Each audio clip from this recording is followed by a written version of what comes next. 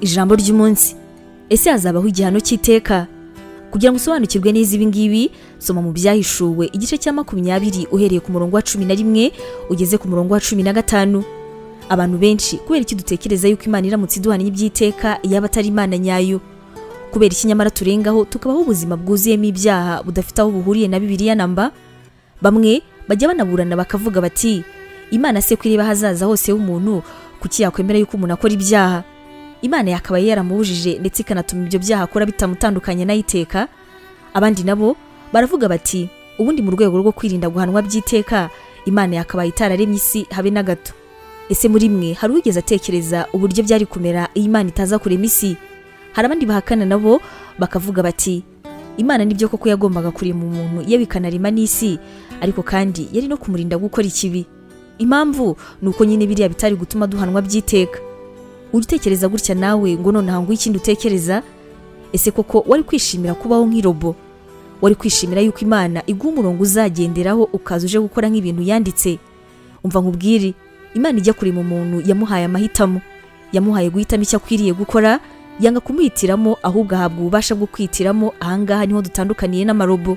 Aha ni umuntu ahera yishimira ibikorwa byiza by'Imana, akakira urukundo rwayo, ubundi nawe agahemba Imana yamuremye kuyihimbaza. Imana yarayibonaga yuko isi zaba nziza cyane umuntu niyitiramo icyo gukunda cyangwa se kwanga, akihitiramo ikintu cyo kubaha cyangwa se nanone gusuzugura.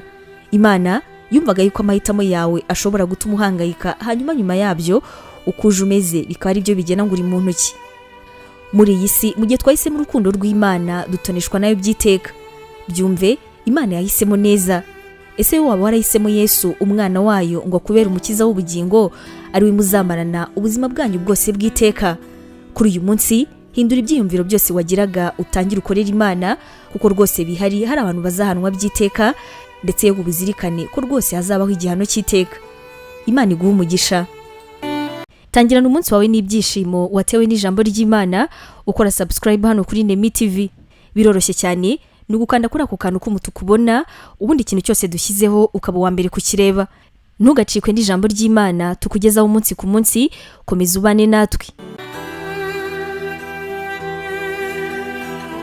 Waba utekereza ko wahamagariwe gukora umurimo w'Imana?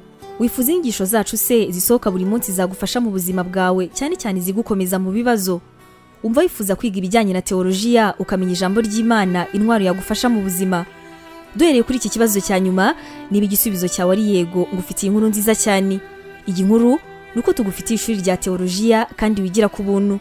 Mu ishuri ryacu harimo porogaramu zitandukanye zirimo nka pastoral studies, aribwo buryo wakwiga kuba umuvugabutumwa mwiza cyane. Tugufitiye kandi biblical studies, ariyo masomo atandukanye ya Bibiliya, ndetse na Christian counseling, inama za gikristo zifasha gukomeza imitima. Kugira ngo usobanukirwe biruseho, wasura urubuga rwacu arirwo wa/nemibibleinstitute.com, cyangwa se nanone ukaba watwandikira kuri WhatsApp kuri izi nimero 141 232 650 wanatwandikira kandi kuri email yacu ariyo nemevangelism@yahoo.com. Imana iguha umugisha.